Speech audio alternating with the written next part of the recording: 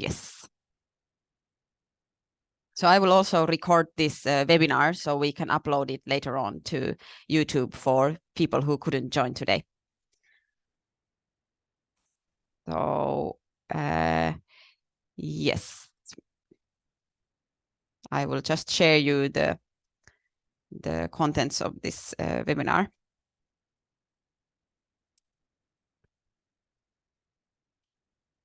There we go. I hope you can see this. So about today. So today I will talk just a little bit about Japan and Nagoya City, where Nagoya University is obviously located.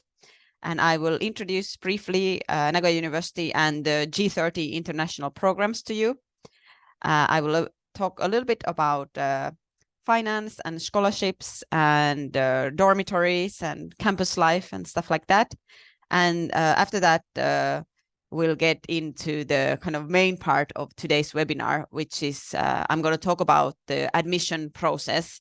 So submitting your application and what kind of steps are involved in the admission process, as well as, of course, admission requirements and so on. And hopefully at the end, I will have some time to do an application portal walkthrough.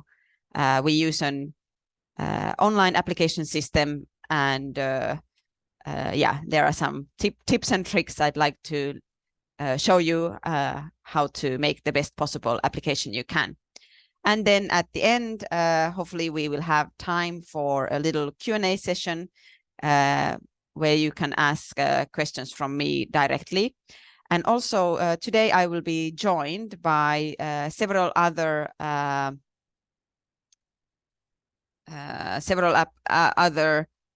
admissions office members. So while I'm talking, then if you have some questions, then please send your questions to one of these three people here. So we have the admissions office 2 channel here. Ueji-san from admissions office will answer your questions, and as well as Sato Ayumi-san from the admissions office can also answer questions, as well as Yumiko Minora-san. So if you have some private questions or some questions in general when I'm explaining, then please send them in the chat. But after the presentation, then you can open your camera and mic and ask questions also from me publicly. Yes. So great. Yeah. So let's just get started. So yeah. So of course, one of the big questions, why to study in Japan? What makes Japan kind of an attractive place to study? So of course, here we've listed some points: safety and of course, rich and unique culture. Everything's very efficient. Everything works really well. But of course, these are just somehow individual points, attractive points about Japan. I think everybody has their own reason to come to Japan. Maybe you really love Japanese culture, you're interested in the job opportunities Japan might offer.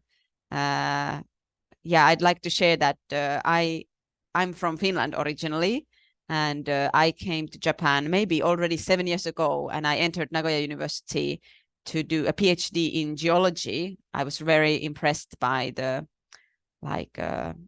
level of research at Nagoya University. So I did my PhD here, and yeah, it was a really great experience. I had a really wonderful time doing research and studying here. So yeah, from a personal point of view, I can definitely recommend studying in Japan, and especially at Nagoya University. I liked it so much that after I graduated, I worked a few years in another university, but I really like to be here in Nagoya University. So I returned a few months ago here. Yeah. But about Nagoya City. So Nagoya City is located here in the middle of the Honshu Island. And it's very conveniently located, just a few hours from Tokyo and Osaka, less than 1 hour from Kyoto.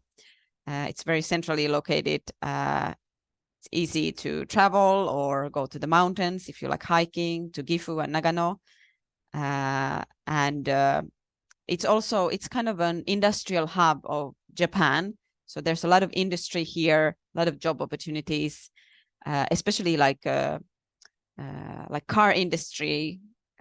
Big companies like Toyota and Nissan are based in Nagoya.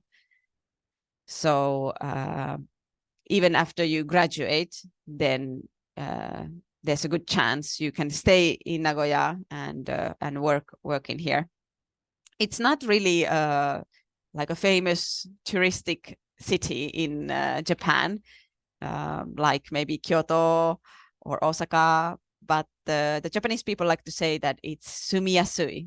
So it's very easy to live. It has all the convenience of a big city, but it's not as crowded and expensive as Tokyo or Osaka. So it's a very easy, comfortable place to live. So I really enjoy living here. Yeah. And then Nagoya University.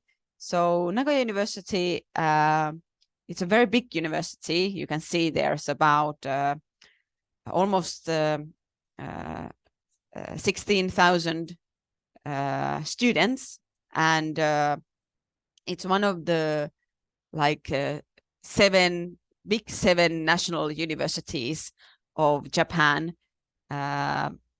It's the biggest university in this Aichi region, and yeah, it's a very research-based university. So I think it's a great place for not only students who want to pursue undergraduate degree, but also students who are interested in like developing their like research skills further to graduate school, to master's and PhD. And you can see there are over 6,000 postgraduate students.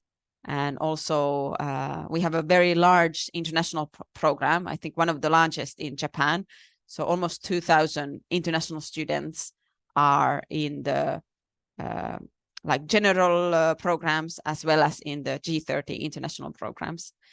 So what about G30 international programs? So hopefully many of you already know, but the G30 international programs founded in 2011 are international programs in Japanese universities that are taught entirely in English.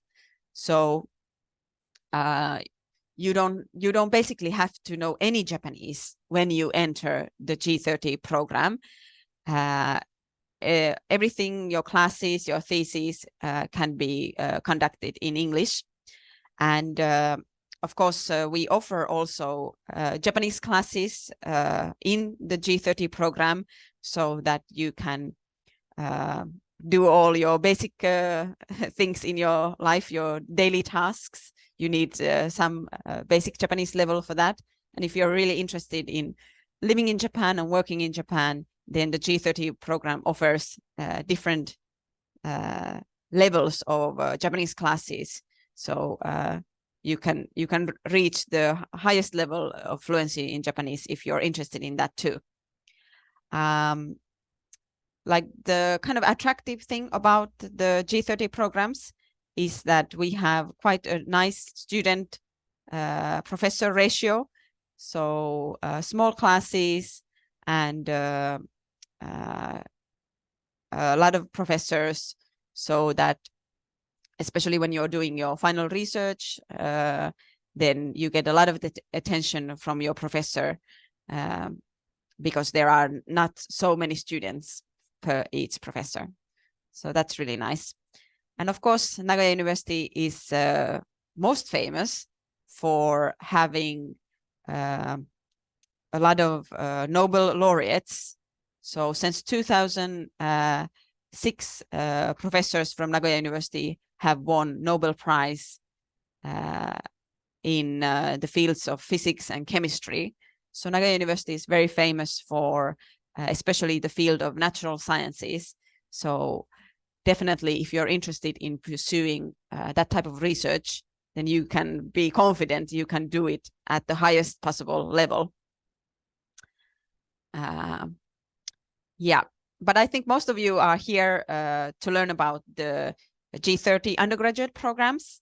So there are 10 undergraduate programs. There's the Japan in Asia Culture Studies program, and there are 2 social science programs, one in the School of Law and one in the School of Economics.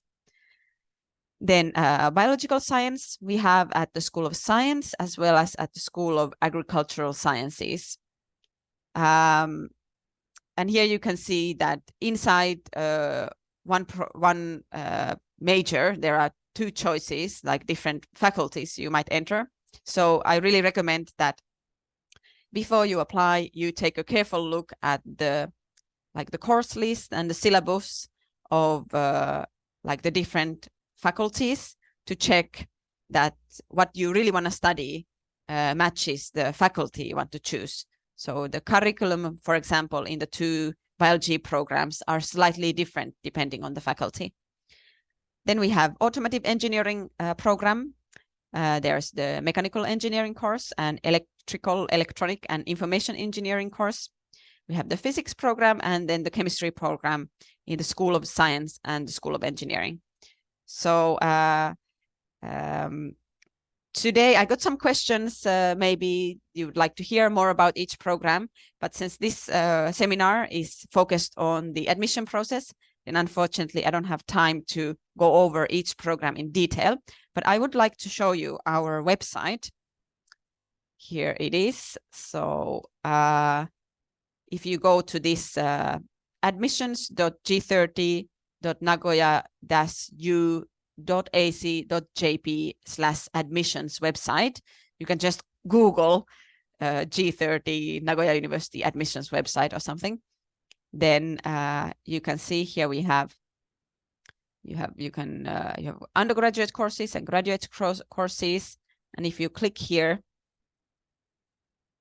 then you see all of the programs, and you can click for more information on each program, the program outline, some introductory videos into the programs, and then if you want to learn more details about each course, then I recommend you check their course list as well as their syllabi.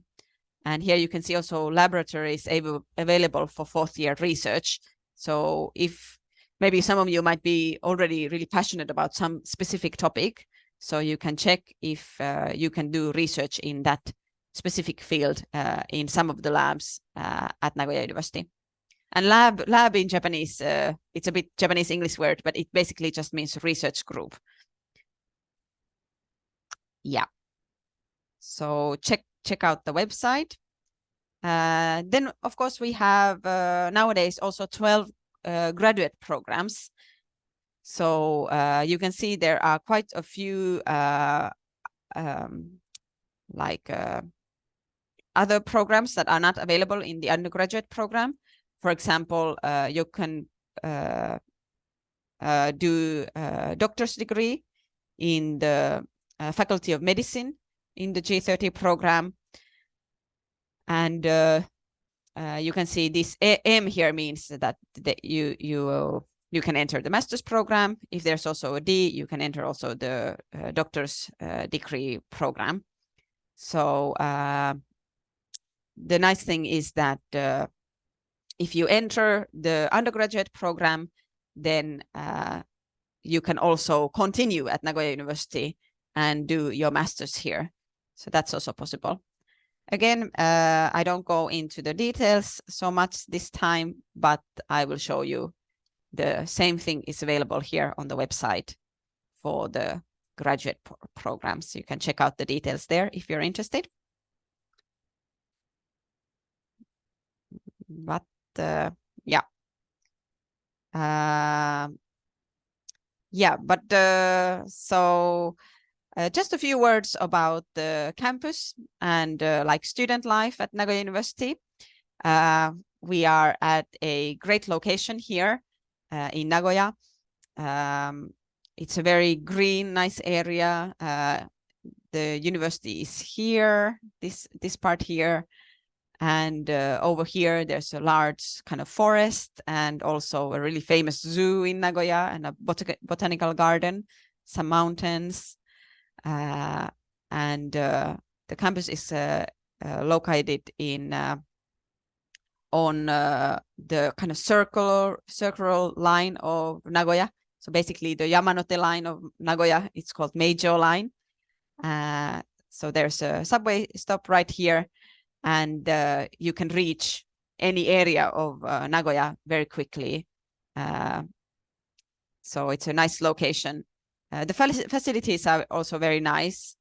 We have like all sports facilities you could ever imagine. There's a swimming pool, tennis courts, like a badminton court. There's a lot of like traditional Japanese sport areas. I think there's like a sumo dojo and maybe judo dojo, and so any kind of sport you might be interested, you can also do at the campus. Then, of course, we have very high quality facilities and research labs. So I explained to you, we have a lot of Nobel Prizes. So to be able to do that kind of high level research, you need very nice labs. And that's something I was very impressed myself when I did my PhD here, that my research lab, my research group had all the very expensive machinery. So any type of research I like would have wanted to do, I was able to do here at Nagoya University. Yeah, that's very important when you think about research. Hi. So just a few words about the dormitories. This is something that people often ask about. The G30 international program students, the undergraduate students, are housed in this Ishida Memorial International Residence Myoken. The name is kind of long, for the first year of the undergraduate program. So you can see here a small picture. So everybody has their own private room with their own small kind of kitchen area and their own bathroom. The building is quite new. It's located just about 10 minutes from the university. And there's also staff always at the residence. So if you are confused about something in Japanese life or how to pay your bills or something, then there's always somebody to help you. It's also nice because all of the G30 students live in the same dormitory for the first year. So it's kind of easy to make friends and kind of have kind of a nice group mentality with all your members from different majors. You can get to know everybody easily because everybody is living in the same dormitory for the first year. However, I'd like to remind you that you can only live in this dormitory for the first year. So after the first year, then you have to find some other accommodation, some other like student apartment near the university. But you don't have to worry about it too much because there's lots of choices around Nagoya University, and the university itself has also other student apartments. So this Myoken residence is basically just a kind of easy and comfortable way for you to get to know living in Japan for the first year. And after that, you can have the confidence to live somewhere else a bit more independently, perhaps. Yep. Another thing that we get a lot of questions, and I'm sure that many of you have a lot of questions about, is finance and scholarships. So the main scholarship for the undergraduate students is the Nagoya University G30 Undergraduate Scholarship. So this scholarship contains full tuition fee exemption and reimbursement of the initial registration fee. So you have to pay a registration fee to enter the university. But if you get the scholarship, then that registration fee is paid back to you later on. And you also get an annual 500,000 yen stipend to cover your rent and other living expenses. Of course, this scholarship is basically merit and need based. So we look at your academic performance, your academic record when you apply, and we also look at your financial condition of you and your family to see who should be awarded the scholarship. Now, one thing I'd like to mention about this scholarship is that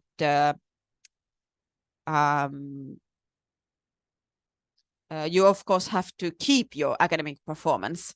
So each year there's kind of a check.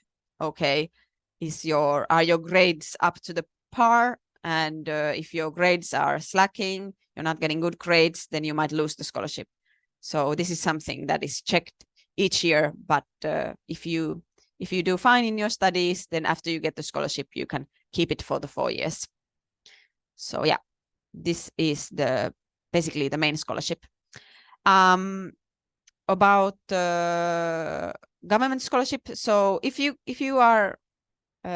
can't get this G30 undergraduate scholarship, then you can also apply for various different government scholarships.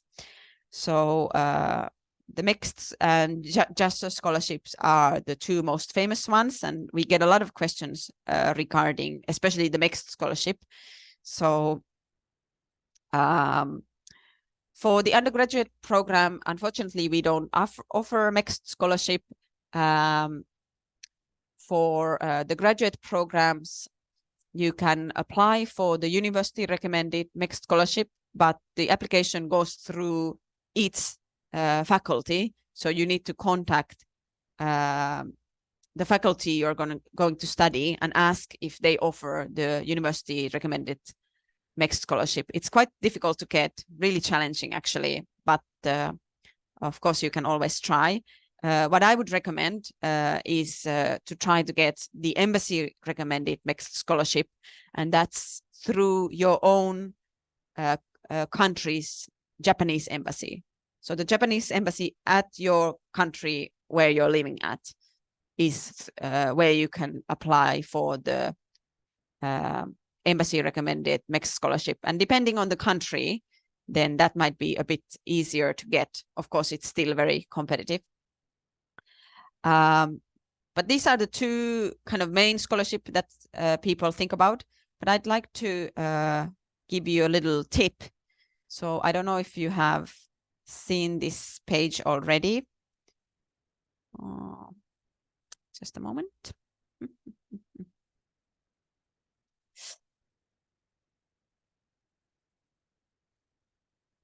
Yeah. So this study in Japan.go.jp is a website which is managed by the Japanese government, and it contains like up-to-date information about studying in Japan. So they have a page also for scholarships, and they give details about the mixed scholarships and the JASO scholarships, but they also each year they update this kind of list here for scholarships for international students in Japan. This is the 2023 to 2024 version. So if you go through this one, then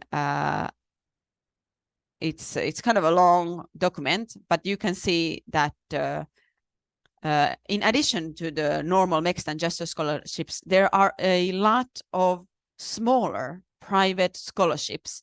So if you're really serious about studying in Japan and you feel like you need financial assistance, then I would really recommend you go over this list and see if some of the smaller scholarships also like fit your conditions. Some of the scholarships might have like, you might need to study a specific subject or study in a certain area, but I would definitely recommend everybody to apply for more than just the G30 scholarship if you're interested, if you want to make sure that you get some financial assistance. As you can see, there's a lot of options here.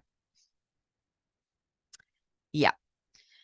Then our university also has a tuition waiver scheme. So if your financial condition is really difficult, then you can apply for this after enrollment, as well as this private scholarship that I just showed you. So if you have questions about finance and scholarships, then please ask them in the chat.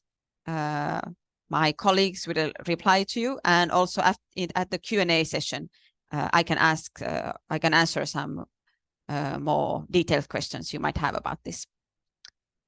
But let's go into the admission flow. So this is the kind of the main part of today's lecture. Here you can see the admissions flow. There's a primary screening and a secondary screening. So the primary screening starts with filling up your online application. So I will explain to you the details how to do that today. Then you, of course, have to pay an application fee. It's, I think, 5,000 yen. It's not so much. But it's very important that you pay it, because otherwise we can't accept your application. Sometimes students, they fill up the online application, no problem, everything, all the paperwork is there, but they forget to pay the application fee. So in that case, unfortunately, we can't accept your application. So after you finish this part, then don't forget this step also. Then after that, you will be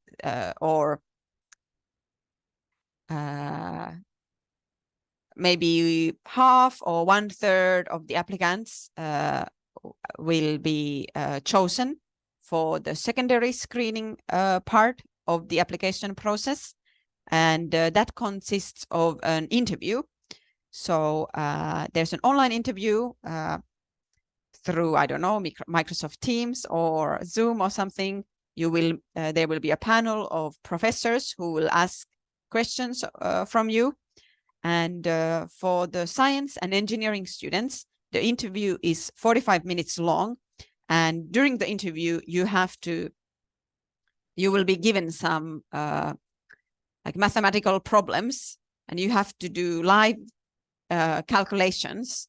You have to solve the problem in front of the professors and then show them the results. So that's something specific for the engineering and science students. Now, students who are interested in applying for the Japan in Asia Culture Studies program, as well as the Law and Economics program, you will have just a 30-minute interview without any mathematical problems. And if you pass the interview, then you will get an admission offer with the scholarship result. So whether you got the G30 undergraduate scholarship or not. And then we have the the semester starts in October, so October 2024, and orientation starts in late September. There is no April start for the G30 programs.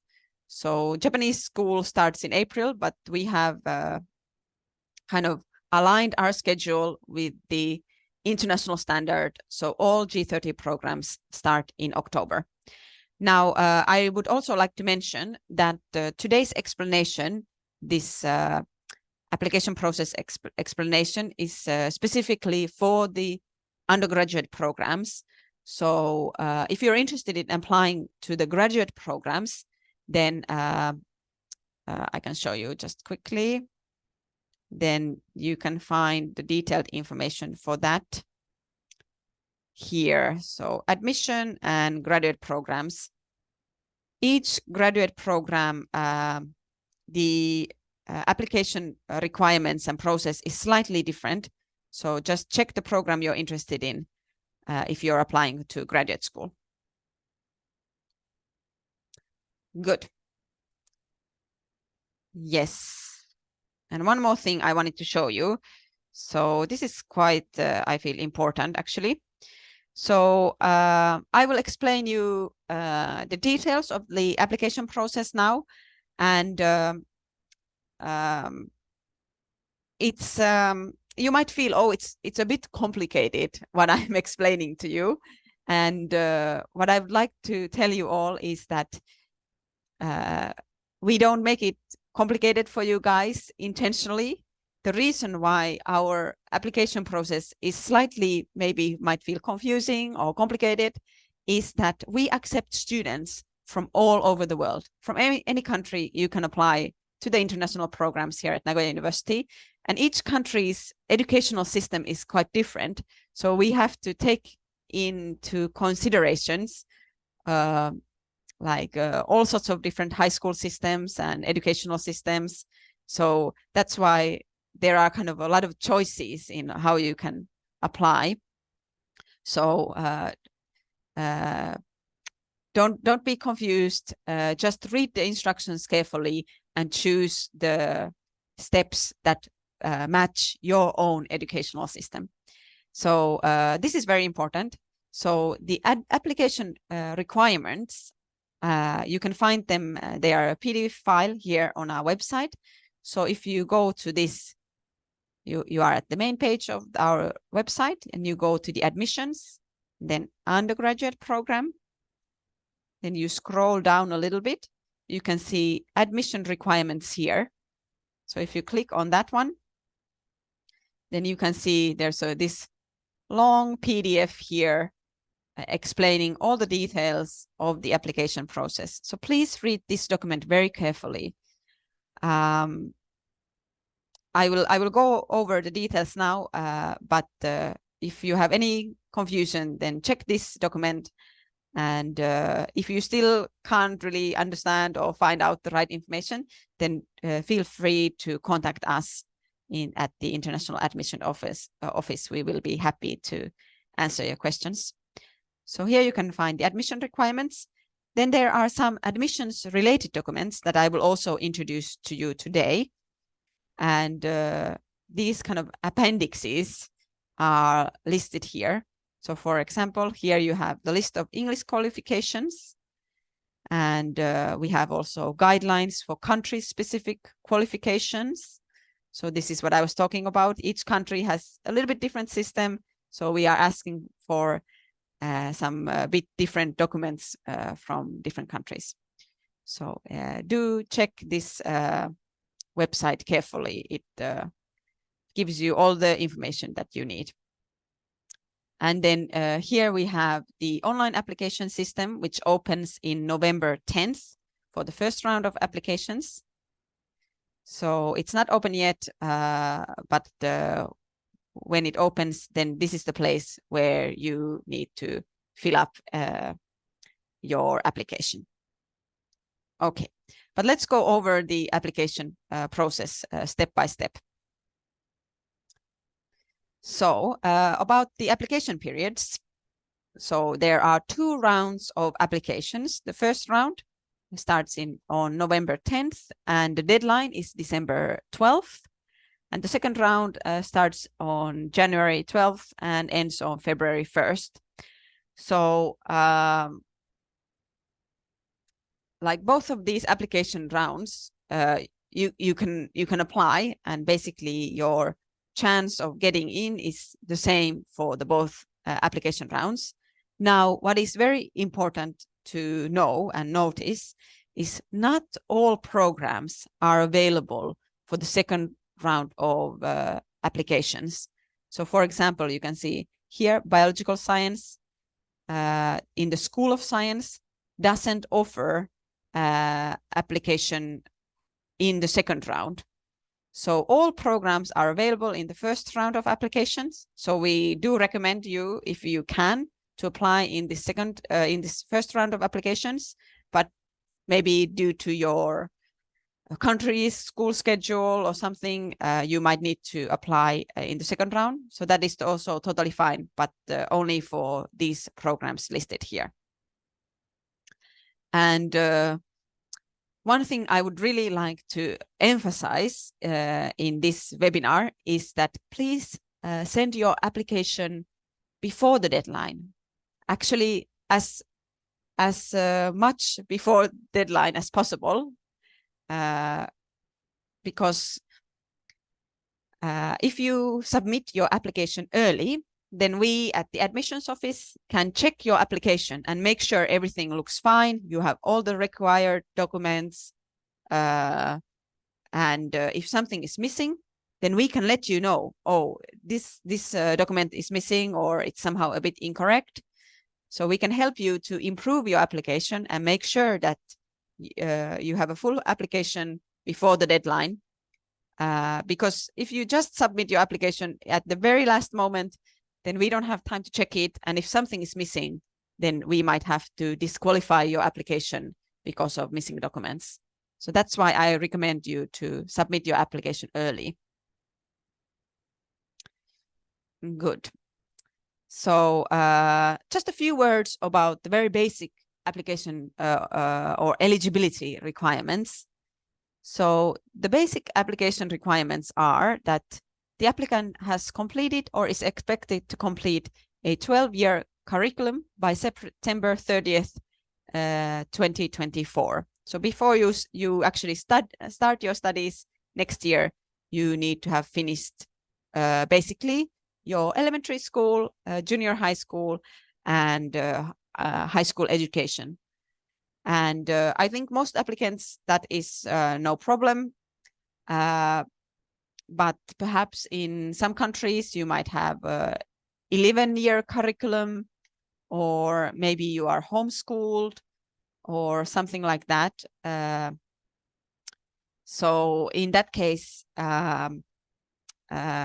if you have somehow difficulty filling up this 12-year curriculum kind of eligibility requirement, then please again contact us at the admissions office, and we can see if there's some way we can accept your application.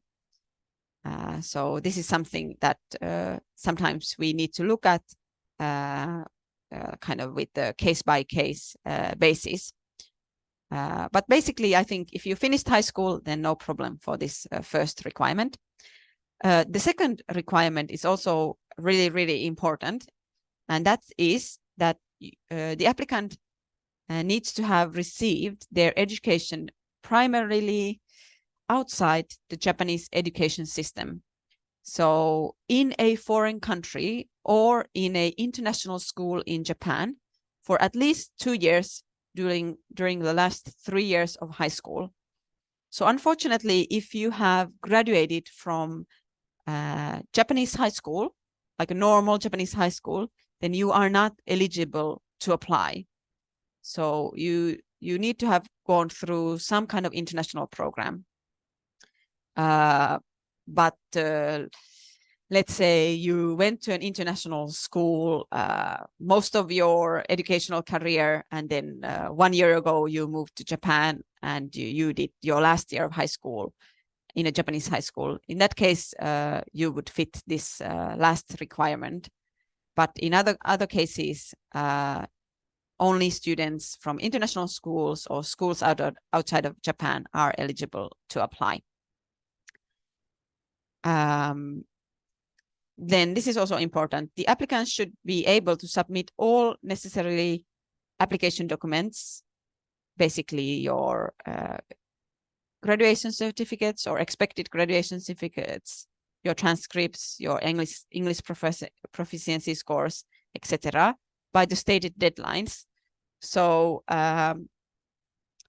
you can find the kind of application process flow and the detailed dates on page 23 of the application requirements PDF that I just showed you. So what is important is that you follow these dates, but you will be asked to submit your graduation certificate when you apply, but we also accept expected graduation certificate. So before you apply, you don't need to have graduated already. You just need to be expected to graduate by this date. So that's an important point. Yeah, so this is what I just told you before. So if you have some difficulty to obtain some of the necessary documents by the stated deadlines, or you cannot fill the basic eligibility criteria, then please contact the International Admissions Office before the start of the application period. So the sooner the better, so we can look at your individual case and see if you are eligible to apply. Please check the detailed eligibility criteria on page 2 of the 2024 application requirements. Good. Now, about the required documents. So this is what I just told you. Proof of graduation. So here it says, can I still apply if I haven't graduated yet? So the answer is yes, you can apply. You just need to receive your official certificate of graduation or some other qualification you might have. I don't know, A-level results or something like that, by August 1st, 2024. This is a very hard deadline. So if you cannot submit these documents by this deadline, then it's better that you apply maybe the following year. So yeah, please be careful about this. And before this time, the August 1st, we accept prospective or expected certificates. Then transcripts from the last 2 or more years of high school. So if you're in high school now, then grade 11 and 10. And if you graduated already, then grade 12 and 11.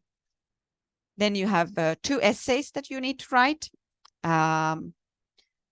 So the essay questions are also in the PDF, in the application requirement PDF. So the first essay is kind of a general essay, why you want to study at Nagoya University. And the second essay is specific to your intended major. So please check the application requirements. You can find, I can't show you here, but you can find the specific essay questions here.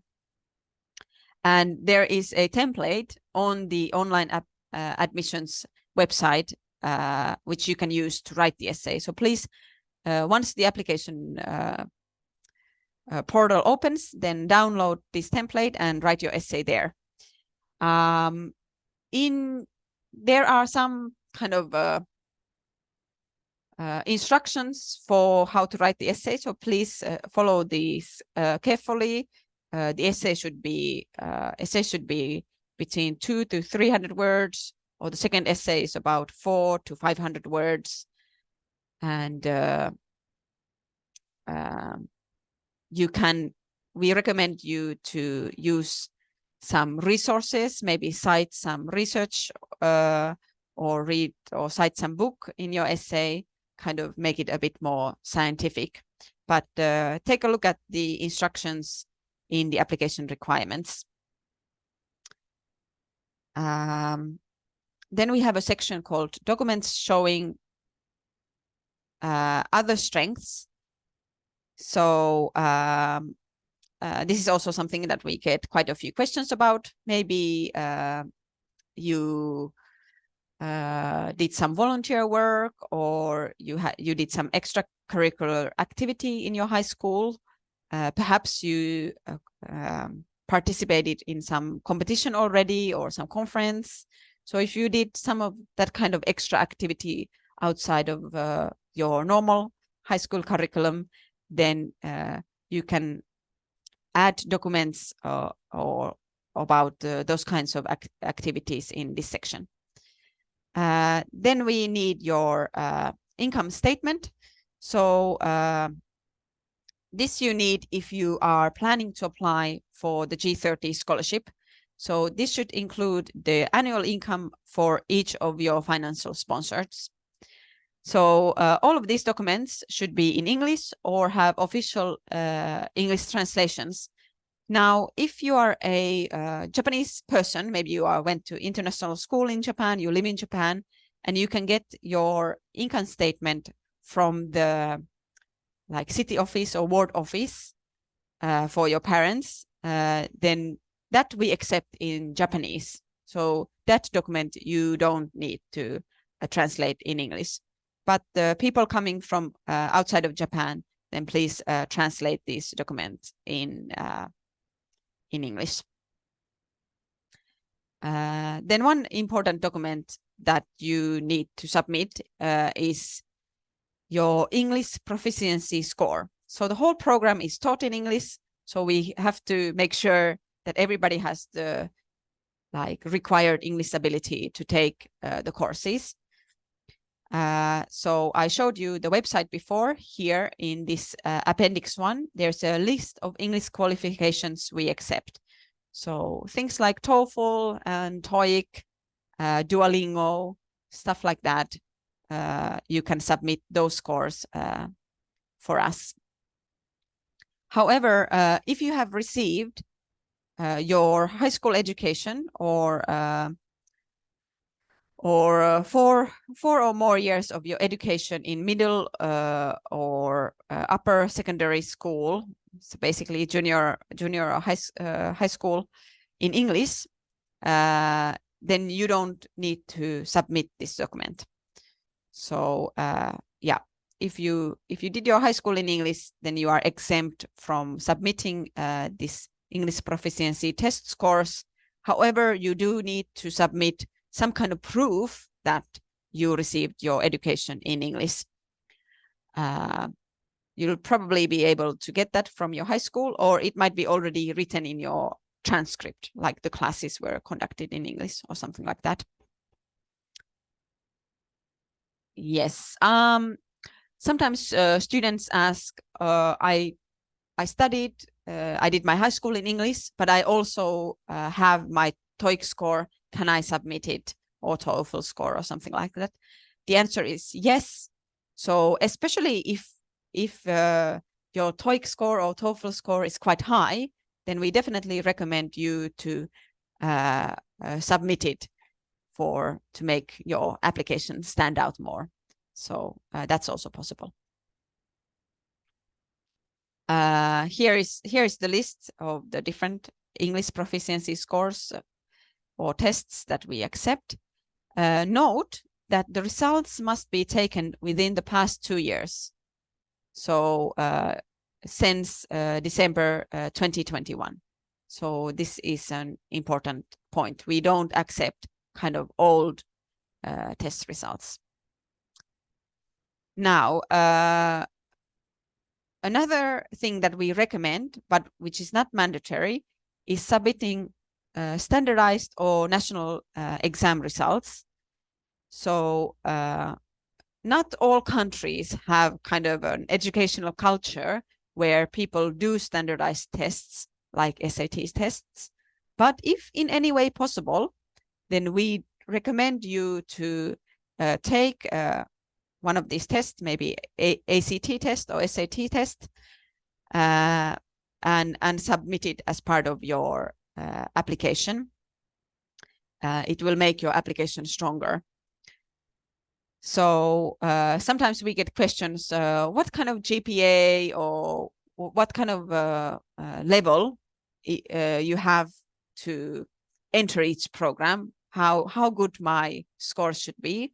So we don't kind of publicize the general GPA because it kind of varies between country, but we do show you the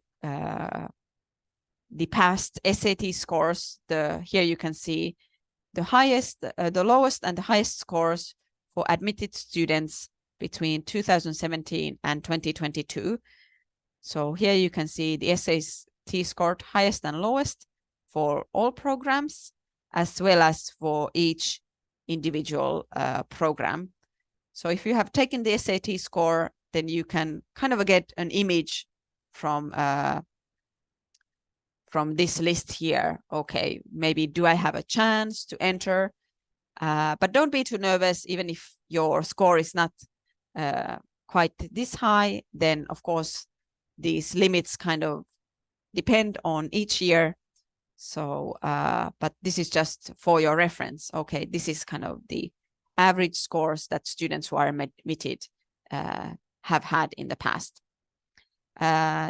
there are some programs-specific recommendations. Maybe if you're interested in applying to automotive engineering, then some program-specific recommendations. It's good to, if you've studied physics or mathematics in high school, there are some standardized tests that we recommend for those students. But this you can again find on the website in the appendix section, so you can take a closer look at those then. Yeah. Then a few words about recommendation letters. So please submit your recommendation letters online. So in the online application system, there is a section where you can write your teacher's name and email address and information, and you submit that information, and then your teacher will get an email to their email address where they can fill up the online recommendation letter on their own computer and submit it to us. So that's a really easy, convenient way to do it. Note that your recommender has to be from your high school. And depending on the program, the requirement for referee A might be specified. So for example, if you're interested in applying to automotive engineering, then referee A has to be either your mathematics or physics teacher. So again, take a look at the application requirements PDF and check out the requirements for referee A. And for referee B has to be also a person from your high school, maybe another teacher or school counselor, even your principal, if you have a good relationship with your principal. But note also that they cannot be, the recommenders cannot be from outside of your high school. So a language teacher or cram school teacher or some kind of sports coach, those are not accepted for recommenders. Also, if you entered already university, then your university professor also is not accepted. So if you already graduated from high school a few years ago, then we would like you to still contact your high school teachers and get the recommendation letters from them. Yes. Now, this might look a bit daunting, but bear with me. I will explain to you about country-specific qualifications. So again, this PDF, this list can be found in the appendix section of the website I just showed you. So the requirements for each country is slightly different because the educational systems for each country are slightly different. But basically what we ask you to submit is your high school graduation certificate or expected high school graduation certificate, as well as the transcripts for the past 2 years. So please take a look at this PDF on the website and check your own country's specific requirements. Now, if your country is not listed in this PDF file, then feel free to email the admissions office and ask specifically what documents a person from my country should submit. So yeah, after this seminar, take a look at these instructions a bit more carefully. Maybe I will just mention some countries. We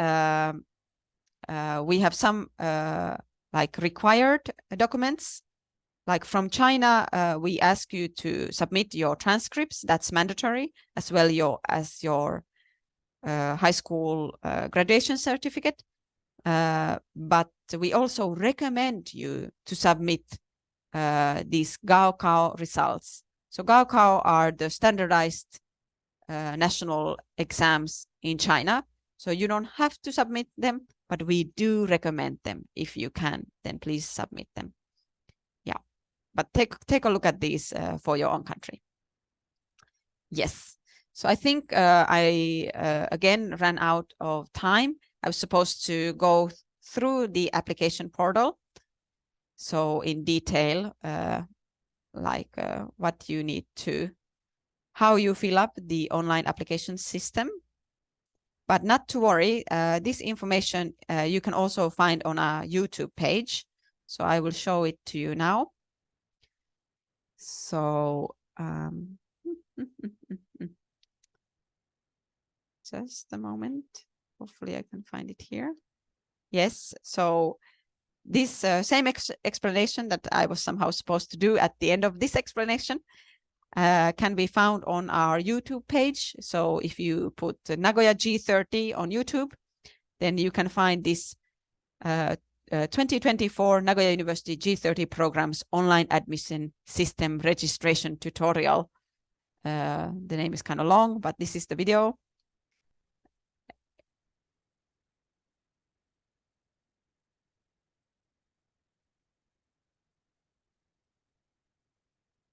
Yeah, so here is the, excuse me, that's the step-by-step tutorial for that. So please check that out. But otherwise, I think we can move on to the Q&A session. So yes, I think you have asked some questions in the chat, but for this final Q&A session, then you can raise your hand in, and I will let you ask your questions. I'm sure many of you have somehow a bit similar questions in your mind. Now the official webinar was supposed to last 1 hour, so we are now at 1 hour. If you have somewhere else to be, some other plans, then feel free to check out, and if you have some questions, you can contact us by email. But if you have still a little bit of time, then you can stick around for this Q&A section too.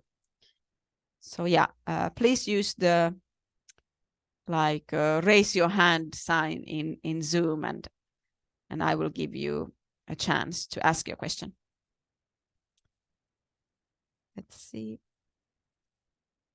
Okay, so here we have Kwais Jain. What's your question? How can I help you? Hi, sorry. I was wondering if there were any extracurricular opportunities in English specifically, or ones that support English speakers as well. Yes, absolutely.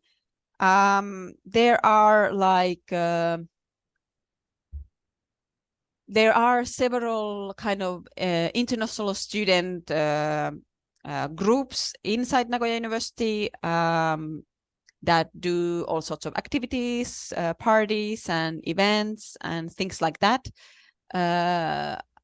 In terms of I'm wondering if there's like a football club or tennis club or something in English. I'm not quite sure. How, Minoura-san, what do you think about sakuru or clubs and stuff? Are there any English ones? I'm not sure how to pronounce your name, but Kawais Jain, is there some specific thing you are interested in? So I'm interested in mostly like debate and speech. Debate and speech. Yes. Let me think. What about the Model United Nations? Can you hear me? Yes. Yeah, like Model United Nations. Oh, wow. Mike Sensei, do you mind Yes. giving me some kind of yes. information? Can you about hear that? me? Yes. Okay. Yes. There's international circle in Nagoya University, which organizes Model United Nations in English. So every year, once a year, for the last 2 years at the end of April and the beginning of May, there's a two-day event in the Model United Nations. And over there, they how many? In total, 100 people gathered together, and as a delegate from other universities in Japan, also from last year, maybe from other countries as well. I mean, internationally, they gathered together and debated concerning various matters. I mean, 3 sessions. I mean, committees of the United Nations. So you can enjoy debating with those people here at the Nagoya University. Thank you. Thank Yeah, you for that. you're welcome. Yes. Thanks for the question. I think definitely, I mean, the circles and clubs at Nagoya University are very active, and the international students, like their own communities, are really active. So everything is organized by the students themselves. I think the problem you would, if you would enter to Nagoya University, I think the problem you would have is that you don't have time to do all the activities that are available, because there are so many different events and circles and clubs, and I think especially like debate and stuff, that's also something that you would do very actively in your classes and in your seminars. So I think the problem is that you don't have time to do everything, actually. Okay, so let me ask, how about Gianluca Marcin Asano? What's your question? Hello, can you hear me? Yes. Okay. I'll be taking my JLPT tests this December.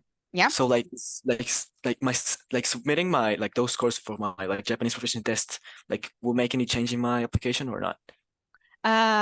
So you can add those in the documents showing other strengths section.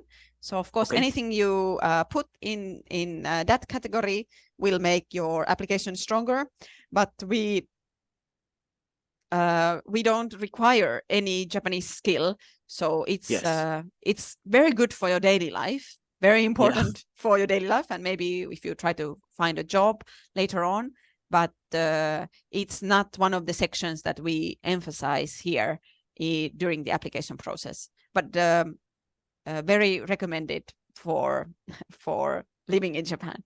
Yeah, because I'm doing the test for other universities in Japan, so I'm just thinking to send it to. But okay, thank you a lot. Yeah, good, thanks. Hi, anybody else? You can raise your hand if you want to ask a question. Okay, okay. So Homare Yamashita-san, what's your question? Hi, this is kind of like a general question, but do professors hold sorry, I just lost my thought, but do professors hold kind of open classroom time, outside of class, to ask questions and stuff? I think all professors are required to have office hours, I think once in a week, where you can just go to their office and ask questions. Isn't that right, Maki-sensei? Yes, I think so. Yes, maybe it depends on the professors. In some programs, they have their own G30 specific, how to say, professors responsible in G30 program, but also other professors can spare some time for G30 students. Yeah, anytime when just make a reservation with the professors, it may be okay. Yeah, I think the really attractive thing about G30 programs is that there are so few students per professor. The ratio is so good that I think generally the relationship between the professors and the student is quite good. And if you're a motivated student, then at least I have found when I was a student that the professors always have time to talk about the research and give you advice or help you with your whatever career planning in Japan and stuff like that. So I always felt really well supported by the staff here. So yeah, I recommend. Thank you. Thank you. Okay, how about Dev? What's your question? Yeah, hi, good morning. Good morning. So my question is regarding the number of seats available, particularly in School of Science. So just to get the idea, what is the acceptance rate could be and how many seats are there? So for all programs, I think we take about 45 students each year to the undergraduate program. And so that means just less than 10 students per each program. I can show you maybe quickly if I can find it. You can find some statistics also on our website. So just a moment. Okay, hopefully I can find it quickly.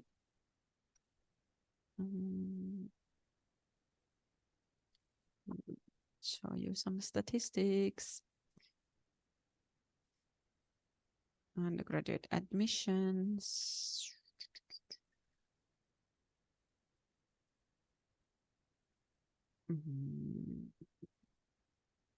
Maybe Yes. undergraduate. Oh, yes, here.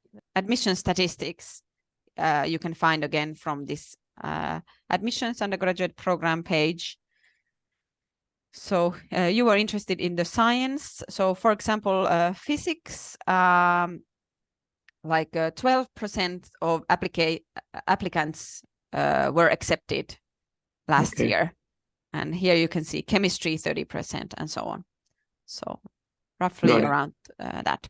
Good. Thank you. Okay, thank you. Next question. You can raise your hand if you have a question.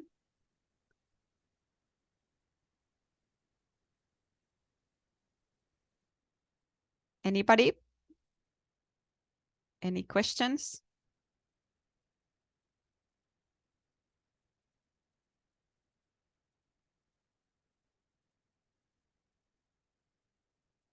So maybe that was it for the questions today. I hope I was able to answer any concerns or things that you were not quite sure about during the presentation. I hope also you got some answers from the chat. Yes, we didn't have time today for the going through like step by step of the online application portal. But again, you can find that information on the Nagoya G30 YouTube page. So when you are actually making your application, then I think it's useful to take a look. Okay, this is something I should be careful about. So check that out when the application portal opens on November 11th. Do remember to submit early. And if you have any questions, then just contact the admissions office. We will be happy to help you. So I think that's it for today. Anything you would like to add, Minora-san or Maki-sensei? Something I forgot to say? I don't have. Yeah, I don't think so. Yeah. Okay, so good. So thank you so much, everybody, for coming today, and good luck with the applications. So yeah, thanks. I think that's it for today. Thank you.